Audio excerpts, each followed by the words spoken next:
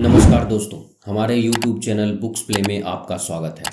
आज हम बात करने वाले हैं इकिगाई बुक समरी की। इकिगाई हेक्टर गार्सिया और फ्रांसिस्क मिलारेस द्वारा लिखी गई एक किताब है जिसका हिंदी अनुवाद प्रसाद ढापरे ने किया है। इसे लिखने के लिए इन दोनों लेखकों ने बहुत छानबीन करने के बाद बहुत सारे तथ्यों को इकट्ठा कर आप सबसे साझा करने के लिए इसे एक किताब का रूप दिया है जिसमें दीर्घायु, तंदुरुस्त और आनंदित जीवन जीने के जापानी रहस्य को बड़े विस्तार से समझाया गया है। दोस्तों, क्या आपको आपके होने का मकसद पता है? क्या आप जानते हैं कि आपने क्यों जन्म लिया है और अब आगे आप अपने जीवन में क्या करेंगे? क्या आप अपना जीवन खुशहाल और सेहतमंद बनकर व्यतीत करना चाहते हैं? अगर इन सभी प्रश्नों का उत्तर हाँ है तो आपको इकिगाई बुक अवश्य पढ़नी चाहिए। आज तक दुनिया में ढेरों सेल्फ हेल्प बुक लिखी गई है जो सफल होने, खुश रहने, लक्ष्य को प्राप्त करने इत्यादि पर आधारित है, परंतु मैं दावे से कह सकता हूं कि वे सभी पुस्तकें इकिगाई किताब के आगे कुछ भी नहीं है। किताब में सिर्फ बातें नहीं कही गई है, बल्कि इसमें आपको फैक्ट्स के साथ साथ प्रैक्टिकल नॉलेज भी मिलेगा जो उदाहरण के साथ समझाया गया है। चलिए दोस्तों, इकिगाई बुक समरी की शुरुआत करने से पहले इस बुक के ऑथर हेक्टर गार्सिया और फ्रांसिस्क मिलारेस के बारे में थोड़ा सा जान लेते हैं। इकिगाई बुक की लेखक हेक्टर गार्सिया एक प्रसिद्ध लेखक हैं। उनका जन्म स्पेन में हुआ था और उनके पास स्पेन तथा जापान दोनों देशों की नागरिकता थी। ये इकिगाई के अलावा भी love in small letters and Wabi Sabi जैसी बेस्ट सेलिंग बुक लिख चुके हैं। उन्हें जापानी संस्कृति का विशेषज्ञ कहा जाता है। इकिगाई बुक एक इंटरनेशनल बेस्ट सेलर बुक है। यह बुक मूल रूप से स्पेनिश भाषा में लिखी गई है और इस बुक की अब तक 57 भाषाओं में अनुवाद किया जा चुका है। यह दुनिया की सबसे ज़्यादा भाषाओं में अनुवादित की जाने वाली किताब है। अगर आप दीर्घायु होने और खुशहाल जीवन जीने का जापानी रहस्य जानना चाहते हैं तो यह बुक आपके लिए है। जीवन को खुशनुमा तरीके से जीना निश्चित रूप से एक कला है जो हम में से बहुत कम लोग जानते हैं, और जापान एक ऐसा देश है जहां लोग हर काम को खुशी से करते हैं और उन्हें पता होता है कि उनके जीवन का उद्देश्य क्या है। लेकिन क्या आप जानते हैं आपके जीवन का असल उद्देश्य क्या है? कैसे आप अपनी लाइफ का पर्पस जान सकते हैं? ऐसे क्या तरीके हैं जिन्हें अपनाकर आप भी अपने जीवन के असल लक्ष्य और सपनों को पूरा कर सकते हैं? इस किताब में लंबे समय तक खुशहाली जीवन जीने वाले जापानी लोगों के कुछ नियम, उनके खान पान, रहन सहन के बारे में विस्तार पूर्वक लिखा गया है, जिसे जानने के बाद आप उन सभी नियमों का पालन कर आप भी खुशहाली भरी एक लंबा जीवन जीने को अग्रसर हो सकते हैं। जापान के लोग विश्वास करते हैं कि इकिगाई हर एक के भीतर छिपा होता है। यह हर सुबह नींद से जागने की वजह होती है। प्रेरणा और सांत्वना देने वाली यह पुस्तक आपको अपना व्यक्तिगत इकिगाई खोजने में मदद के लिए जीवन में परिवर्तन लाने वाले साधन उपलब्ध करवाएगी। यह आपको दिखाएगी कि कैसे आवश्यक भार पीछे छोड़कर अपना उद्देश्य हासिल किया जाए, मित्रता को विकसित किया जाए और स्वयं को अपने जुनून के लिए समर्पित किया जाए। दोस्तों, चलिए अब इस बुक के प्रत्येक चैप्टर को एक एक कर विस्तार से समझते हैं। अध्याय 1, इकिगाई। किताब के पहले अध्याय में मनुष्य के होने की वजह खोजने के लिए प्रेरित किया जाता है। जापानी लोगों का मानना है कि हम सबकी एक इकिगाई होती है, यानी जीने की वजह। बस ज़्यादातर लोग उसे ढूंढ नहीं पाते। जो लोग इसे ढूंढ लेते हैं वे अपना जीवन सफल, खुशहाल और स्वस्थ बिताते हैं। स्टडी की माने तो जापान के एक आइलैंड जिसका नाम ओकिनावा है, उस पर 1 लाख लोगों में से औसतन 24 से ज्यादा लोग 100 साल के उम्र से ज्यादा के हैं, जो कि पूरी दुनिया से बहुत ज्यादा है। WHO की रिपोर्ट के अनुसार जापान के पुरुषों की औसत आयु 82 वर्ष है तथा महिलाओं की औसतन आयु 87 वर्ष है। जापान का एक गांव है जिसका नाम ओगिमी है। उसको दुनिया में लंबी उम्र का गांव के नाम से जाना जाता है क्योंकि वहां पर सबसे ज्यादा लंबी उम्र के लोग रहते हैं। तो ऐसा कौन सा रहस्य है जापान के लोगों के पास जो उनको इतनी लंबी उम्र देता है? इसी रहस्य के बारे में हमें यह किताब बताती है और उस रहस्य का नाम है इकिगाई। इस पुस्तक के लेखक हेक्टर गार्सिया और फ्रांसिस मिलारेस टोक्यो, जापान में पहली बार मिल रहे थे और कई विषयों पर चर्चा करते हुए लोगोथेरेपी के बारे में बात कर रहे थे, जो मनुष्य के जीवन के मकसद को ढूंढने में मदद करती है। आज भी लोग अपने जीवन का सही मकसद जानने में नाकामयाब होते हैं। कुछ लोगों को यह पता होता है कि उन्हें क्या चाहिए, जबकि कुछ लोग हमेशा दुविधा में जीते हैं। इसी चर्चा के बीच एक शब्द बार बार आया और वह जादुई शब्द था इकिगाई।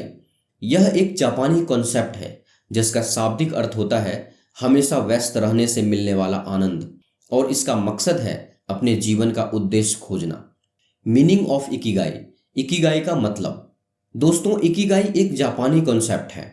अगर आप अपना इकिगाई जानते हैं तो आप अपना पूरा जीवन अपनी इकिगाई के साथ बिता सकते हैं, क्योंकि असल मायने में आपकी इकिगाई ही आपके जीवन को उद्देश्य देती है। इकिगाई का अर्थ दो जापानी शब्दों इकी, जिसका मतलब है जीवन, जिंदा या जीवित, और गाई, जिसका अर्थ है कारण, उद्देश्य, जो कीमत या फायदा के मिलने से बना है। इस तरह इकिगाई का हिंदी अर्थ है आपके जीवन की वजह, कीमत या फायदा। यह अपने जीवन के उद्देश्य की खोज करने और इसे पूरी तरह से जीने पर केंद्रित एक दर्शन है। अगर आप गूगल में इकिगाई का अर्थ सर्च करेंगे तो आपको इकिगाई का मतलब मिलेगा रीजन फॉर बीइंग, यानी आपके होने का उद्देश्य या आपके जीवन का पर्पस। किताबी भाषा के अनुसार हमेशा व्यस्त रहने से मिलने वाला आनंद। इकिगाई शब्द जापान के लोगों की लंबी आयु का रहस्य बताता है। इसका मतलब निकलता है कि ऐसा अर्थपूर्ण जीवन जिसमें किसी चीज की कोई आशा निराशा ना हो, कोई कष्ट या कोई दुविधा ना हो, कोई चिंता अथवा परेशानी ना हो। यदि आप इन सभी को दरकिनार करते हुए आप अपने जिस भी काम को करते हैं तो समझिए वही आपका इकिगाई है। आसान भाषा में समझें तो एक ऐसा काम जिसे करने में आपको खुशी मिले, जिस काम से आप अपने जीवन में अपनी पहचान बना सके और जिसे आप अपना व्यवसाय बना सके। इकिगाई जापान में महत्वपूर्ण सांस्कृतिक मूल्य रखता है और निर्णय लेने में एक मार्गदर्शक सिद्धांत के रूप में कार्य करता है। एक नई नौकरी या कैरियर के बारे में विचार करते समय व्यक्ति अक्सर इस बात पर विचार करते हैं कि यह उनकी इकिगाई के साथ अलाइन है या नहीं। इकिगाई को समझना और अपनाने से कई व्यक्तिगत लाभ सामने आते हैं, जिसमें शामिल है बढ़ी हुई खुशी और संतुष्टि। हमारी इकिगाई को खोजने से जीवन में आनंद और संतोष का अनुभव करने की संभावना बढ़ जाती है। ऐसी गतिविधियों में संलग्न होना जो जुनून को प्रज्वलित करती है और हमारे जीवन को अर्थ से भर देती है, समग्र कल्याण में योगदान करती है। बेहतर स्वास्थ्य और तंदुरुस्ती। रिसर्च के अनुसार इकिगाई की एक मजबूत भावना वाले व्यक्तियों का स्वास्थ्य और कल्याण बेहतर होता है। यह आत्म देखभाल को प्राथमिकता देते हैं और सकारात्मक दृष्टिकोण बनाए रखने के लिए उनके इकिगाई के प्रति झुकाव को जिम्मेदार ठहराया जा सकता है। उत्पादकता और रचनात्मकता में वृद्धि। जब हम ऐसा काम करते हैं जो हमारे इकिगाई के साथ प्रतिध्वनित होता है तो हमारी उत्पादकता और रचनात्मकता पनपती है।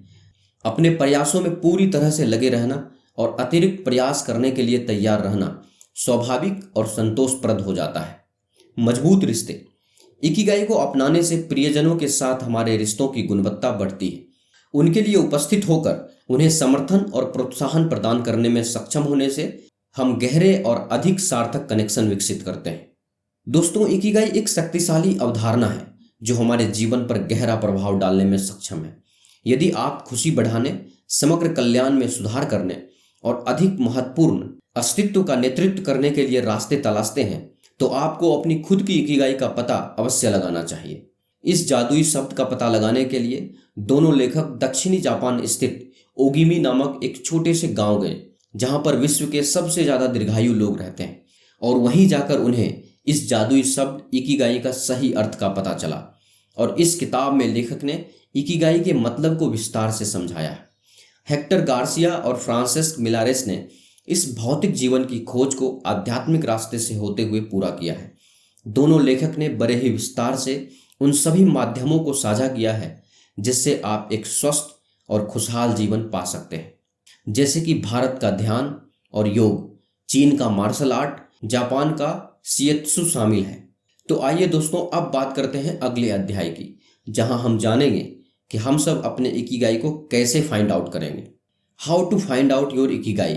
इकिगाई को कैसे पहचानें। दोस्तों, आपकी लाइफ की मीनिंग क्या है? यह सवाल कभी न कभी हम सबको परेशान करता है। एक बार सोच कर देखिए, अगर आपको आपकी जिंदगी का मकसद मिल जाए, जिंदगी का वह मकसद जिसे हम ढूंढ रहे हैं, समझ लीजिए एक सुबह उठने की वजह मिल जाए, एक ऐसा मकसद जो जिंदगी भर आपकी खुशियों का कारण बन सके, इसी चीज को ढूंढने में मदद करती है इकिगाई, एक जापानी कॉन्सेप्ट जिसका मतलब है मीनिंग ऑफ लाइफ। इस पुस्तक में विस्तार से समझाया गया है कि आप कैसे अपना इकिगाई यानी जीने की वजह ढूंढ सकते हैं। अगर आप अपना इकिगाई ढूंढना चाहते हैं तो आपको सबसे पहले खुद से ये 4 प्रश्न पूछने होंगे। पहला सवाल, व्हाट यू लव।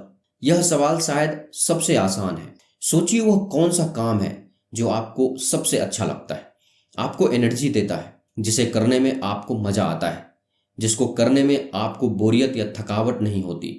यह कुछ भी हो सकता है, जैसे gardening, painting, singing, cooking, teaching, reading, travelling, या फिर कोई भी ऐसा काम जो आपको बहुत ज़्यादा अट्रैक्ट करता है। यह आपके ऑफिस का काम हो सकता है, फैमिली का काम हो सकता है, यह आपके पर्सनल इंटरेस्ट हो सकते हैं। दूसरा सवाल, what you are good at. आप कौन से काम में अच्छे हो, किस काम में आप एक्सपर्ट हो, आपके पास कौन सी स्किल है जिसमें आप नेचुरली पहले से ही अच्छे हो। यह हर एक के लिए अलग अलग हो सकता है। ऐसी चीज जिसमें थोड़ी आपकी नेचुरल स्किल हो, परफेक्शन ना भी हो तो धीरे धीरे आ जाएगा। तीसरा सवाल, विल यू गेट पेड। क्या आपको इस स्किल के लिए पैसे मिलेंगे। आपको कोई भी चीज करना पसंद हो सकता है, लेकिन यह जरूरी नहीं कि इस चीज के लिए आपको पैसे दिए जाएं।